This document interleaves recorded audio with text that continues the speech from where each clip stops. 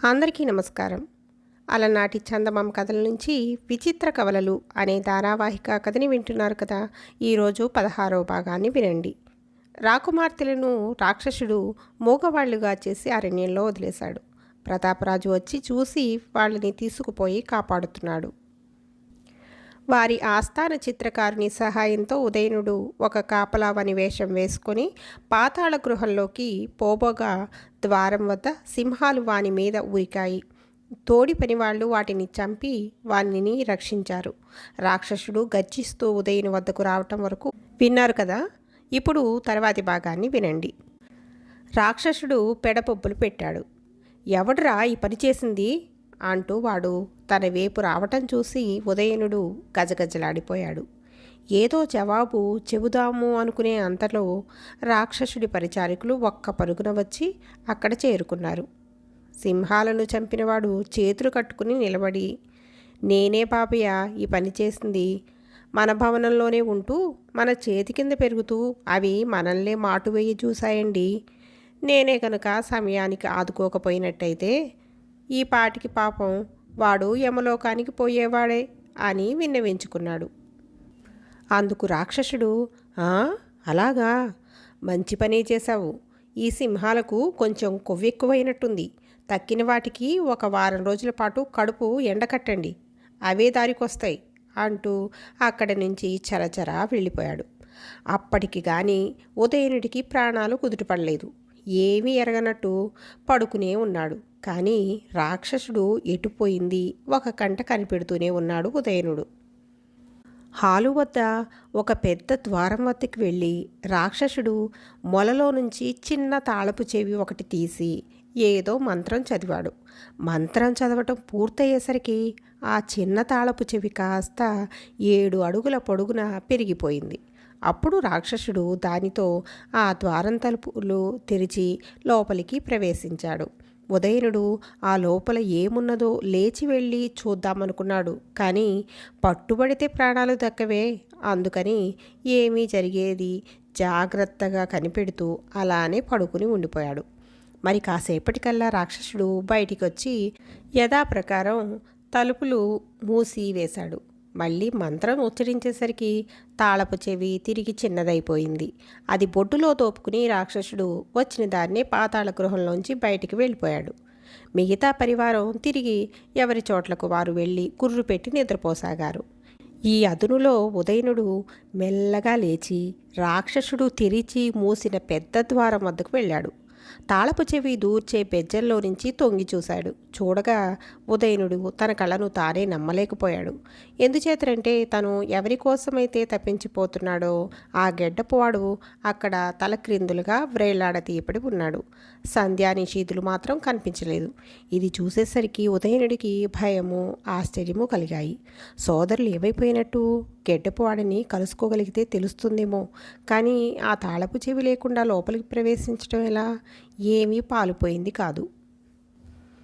అలాగే కొంతసేపు ద్వారం వద్ద నిలబడి ఎంతకు ఏమీ తోచక అతడు విసిగి విసిగి తన చోటుకు వచ్చి పడుకున్నాడు. పడుకున్నాడే కానీ నిద్ర పట్టలేదు. ఆ గది ప్రవేశించడం ఎలాగా? గెడ్డపువాడిని కలుసుకోవటం ఎలా? సోదరులు ఏమైపోయారు? రాత్రంతా ఇదే ఆలోచన. తెల్లవారింది. రాత్రి కాపలా కాసిన జట్టు తిరిగి పాతాళ గృహం చేరుకున్నారు. వాళ్ళు రావటంతోటే ఇక్కడ ఉన్న కాపలా వాళ్ళు కొలనుకు బయలుదేరి వెళ్ళిపోయారు. ఆ గదిలోకి ప్రవేశించే మార్గం మరేదైనా ఉందేమో, పరిచారికులను అడిగి తెలుసుకుందామా అని ఒక ఆలోచన కలిగింది ఉదయనుడికి. కానీ వెంటనే ఒక సందేహం కూడా కలిగింది. ఈ ప్రశ్న అడగగానే తను మాయవేషం బయలుపడుతుందేమో, తను పట్టుబడిపోతాడేమో. అందుచేత ఉదయనుడు ఆ ఆలోచన అంతటితో కట్టిపెట్టేశాడు. ఒక వారం రోజులకల్లా రాక్షసుడు తిరిగి వచ్చాడు. మునుపటిలాగానే మొలలో నుంచి తాళపు చెవి తీసి మంత్రం వేసి పెద్దది చేశాడు. గది తలుపులు తెరిచి లోపలికి ప్రవేశించాడు. ఉదయనుడు కూడా వానితో పాటు యుక్తిగా వాకిలి దాటి లోపల అడుగుపెట్టాడు. వాకిలికి ప్రక్కగా మనిషి నిలువుకు సరిపడే 3 పెద్ద పెద్ద బాణలు వాటిపైన మూతలు ఉన్నాయి. మొదటి దానిపైన ఉన్న మూత తీశాడు ఉదయనుడు. దానిలో ఎవరో మనిషి ఉన్నట్టు అనిపించింది. గబుక్కున మూసేశాడు. రెండో బాణ తీసి చూశాడు. అందులోనూ అలాగే. అది మూసివేశాడు. మూడో బాణ చూశాడు. ఖాళీగా ఉంది. గుట్టు చప్పుడు కాకుండా దానిలో దిగి మూత వేసుకుని కూర్చున్నాడు. ఇదంతా జరుగుతున్నప్పుడు రాక్షసుడు ఎక్కడికి పోయాడో ఏమో ఉదయనిటికి తెలియనే తెలీదు. మరి కాసేపటికి రాక్షసుడు ఆ బాణల దగ్గరకు వచ్చాడు. ఒకటి అని అరుస్తూ మొదటి బాణ మీద మూత తీస్తాడు. లోపల ఉన్న మనిషి లేచి నిలబడ్డాడు. రాక్షసుడు వాడిని జుట్టు పట్టుకుని బయటికి లాగాడు. తర్వాత రెండు అంటూ కేక పెట్టి రెండో బాణ మీద మూత ఎత్తాడు. దానిలో ఉన్న మనిషి కూడా లేచి నిలబడగా బాణి జుట్టు కూడా పట్టుకుని ఎత్తి బయటికి లాగాడు.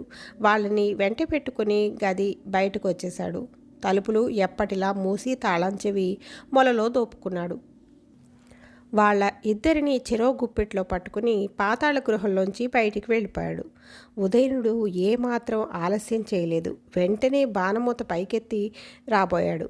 కానీ దిగటమంత తేలికగా కనబడలేదు బయటికి రావటం. ఒక్క ఎగురు ఎగిరాడు. పైకంటా ఎగరలేకపోయాడు.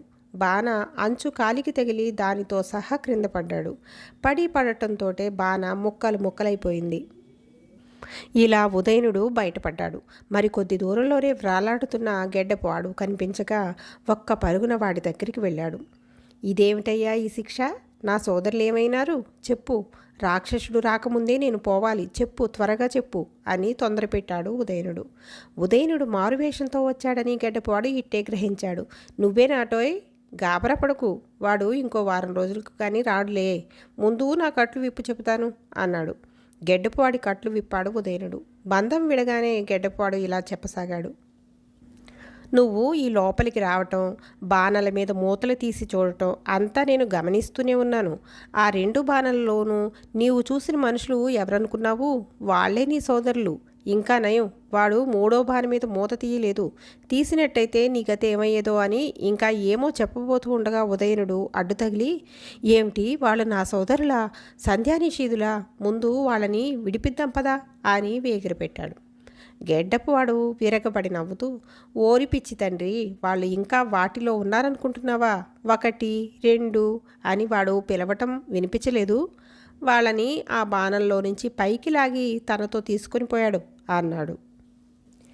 ఎక్కడికి అన్నాడు ఉదయనుడు. నాకు తెలీదు. బహుశా వాళ్ళని ఆ కొలంలో వదిలి కాపలా వాళ్లకు అప్పజెప్పి పోతాడేమో అన్నాడు గెడ్డపువాడు.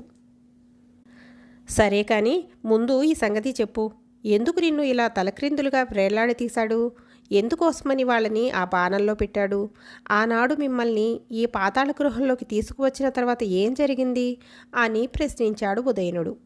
అప్పుడు గెడ్డపువాడు, ముందు పగిలిన ఆ బాణముక్కలు దాసేయాలి, తర్వాత మిగతా విషయాలు చెబుతాను అంటూ వెళ్ళి ఆ ముక్కలన్నింటినీ ఎత్తాడు. తర్వాత గెడ్డపువాడు ఇలా చెప్పసాగాడు. నీవు ఎక్కడికి పోయింది మాకు తెలిసి ఉండి కూడా మేము దాస్తున్నామని, ఆ సంగతి వెల్లడి చేసే వరకు మమ్మల్ని నానాయాతన పెడతానని బెదిరించాడు. అయితే మేము ఏమాత్రమూ సందివ్వలేదు. అప్పుడు వాడు మా ముగ్గురిని ఆ 3 బాణాల్లోనూ పెట్టి బంధించాడు. అప్పటికీ నేను రహస్యం బయట పెట్టకపోయేసరికి నన్ను ఇలా తలక్రిందులుగా వ్రేళ్లాడతీశాడు. అయినా నేను మొండిగా నీ సంగతి నాకు ఏమీ తెలియదని చెబుతూనే వచ్చాను. నన్ను చేసినట్టుగానే వాళ్ళని కూడా వ్రేళ్లాడదీస్తాడనుకున్నాను. కానీ అలా చేసినట్టు కనబడదు. మరి ఎక్కడికి తీసుకుపోయాడో, ఎందుకు తీసుకుపోయాడో నాకు బోధపడటం లేదు అన్నాడు. తర్వాత ఉదయనుడు తను ఎలా మాయవేషం వేసుకుని అక్కడికి చేరుకున్నది శాంతంగా తెలియచేస్తూ భస్మాలు, అంజనాలు మొదలైనవి పోగొట్టుకున్న సంగతి కూడా చెప్పాడు. అంతా విని గెడ్డపాడు, వాటిని ముమ్మాటికి ఆ రాజే కాజేసి ఉంటాడు. ఏదో ఒక ఉపాయం చేత ఇక్కడి నుంచి బయటకి మళ్ళీ ఆ రాజు దగ్గరికి పోయి వాటిని తిరిగి సంపాదించే మార్గం చూడాలి అన్నాడు. అదే ప్రకారం గెడ్డపువాడు ఉదయనుడు కలిసి యోచన చేయసాగారు. ఇది ఇలా ఉంచి అక్కడ మాళవ దేశపు రాజు అయిన ప్రతాపుని కోటలో మన రాకుమార్తెలు ముగ్గురు ఎలా ఉన్నారో ఒక్కసారి విందానండి. ఉదయనుడు ఇక రేపు వెళ్ళిపోతాడనగానే ఆ రాత్రి అతడు గాఢమైన నిద్రలో ఉండగా చూసి ప్రతాపుడు భస్మాలు, అంజనాలు కాజేసి ఏమీ ఎరగనట్లు ఊరుకున్నాడు. మర్నాడు ఉదయనుడు వెళ్ళిపోగానే తనే స్వయంగా రాకుమార్తెలను చేరబిలిచి అంజనాలు, భస్మాలు ప్రయోగించి వాళ్ళ అంగవైకల్యాలు పోగొట్టాడు. ఇప్పుడు వాళ్ళు స్వస్వరూపంలో కనబడగానే వాళ్ళ అందాలు చూసి తన్మయుడయ్యాడు. నన్ను వివాహం చేసుకోండి అని రాజు వాళ్ళని కోరాడు. రాకుమార్తెలు ఒప్పుకోలేదు. ప్రాధేయపడ్డాడు. లాభం లేకపోయింది. బెదిరించి చూశాడు. అన్నారు. ఇక ఇది పని కాదని, చేసుకుంటానంటే సరే లేదా ఒప్పుకునే వరకు మీరు కారాగారంలో ఉండవలసిందే అంటూ వాళ్ళని బంధించి వేశాడు. తలవని తలంపుగా ఈ అవాంతరం వచ్చి పడేసరికి రాకుమార్తెలు తిరిగి దుఃఖంలో కుమిలిపోసాగారు. ఇక రాక్షసుడు వెంట పెట్టుకుని వెళ్ళిన సంధ్యా నిషీధుల సంగతి ఏమైంది అంటే, వాళ్ళ ఇద్దరిని కొలని వద్దకు తీసుకుని వెళ్ళాడు. ఆఖరిసారిగా మీకు అవకాశం ఇస్తున్నా, మీ సోదరుడు ఎక్కడికి పారిపోయాడో ఇప్పుడైనా నిజం చెప్పండి. లేకుంటే మరొక క్షణంలో మీ పుచ్చులు ఎగిరిపోతాయి అంటూ గండ్రగొడ్డలితో సిద్ధంగా ఉన్న భటులని చూపించాడు. సంధ్యా నిషీధులు ఒక్క క్షణం అలాగే నిలుచుండిపోయారు. అప్పుడు నిషీధుడు, అయ్యా, వాడు ఎక్కడికి పోయింది మాకు తెలియదు, కానీ ఇక్కడి నుంచి బయటపడితే ఎలాగో తిప్పలు పడి వాడిని కలుసుకోగలమనే ఆశ నాకుంది. కనుక మా మాట మీద నమ్మకం ఉంచి మమ్మల్ని విడుదల చెయ్యి. త్వరలో నా సోదరితో సహా తిరిగి వస్తాం అన్నాడు. ఓహో, భలే పాచిక వేశావే. నీ దొంగ వేషాలు నా దగ్గర సాగవు. ఇది వరకు చేసిన మోసాలన్నీ మరిచాననుకున్నావా? నీవిక్కడకు తిరిగి వస్తావని నమ్మకం ఏమిటి అన్నాడు రాక్షసుడు. అందుకు నిషీధుడు సంధ్యని చూపుతూ, అయితే వీడిని నీ దగ్గరే బంధించి ఉంచుకో. నీకోసం కాదనుకో, తోటి సోదరిని వదులుకోగలను అనుకున్నావా? అతన్ని రక్షించుకోవటానికైనా మేము తిరిగి నీ దగ్గరికి రాక తప్పదు కదా అన్నాడు. సరే, మరొక విషయం, ముఖ్యంగా నేను నీ సోదరిని పట్టాలనుకున్నది ఎందుకో తెలుసా? ముఖ్యమైన భస్మాలు, అంజనాలు అతని వద్ద ఉండిపోయాయి. అవి అతని వద్ద ఉన్నంత వరకు నాకు నిద్ర పట్టదు. కనుక అతనే రానక్కర్లేదు. నీవైనా సరే ఆ భస్మాలు అవి తెచ్చి నాకు అప్పగిస్తే చాలు. ఏనాడైతే ఆ పని చేస్తావో ఆనాడే ఈ నీ సోదరిని కూడా విడుదల చేసి వేస్తాను, తెలిసిందా అన్నాడు రాక్షసుడు. సంధ్య కూడా ఈ పద్ధతికి ఒప్పుకున్నాడు. నిషీధుడు బయలుదేరాడు. మిగతా హంసలతో పాటు సంధ్యని కొలంలో ఉంచమని చెప్పి భట్లకు అప్పగించి రాక్షసుడు వెళ్ళిపోయాడు. మిగతా కథ వచ్చే భాగంలో విందాం.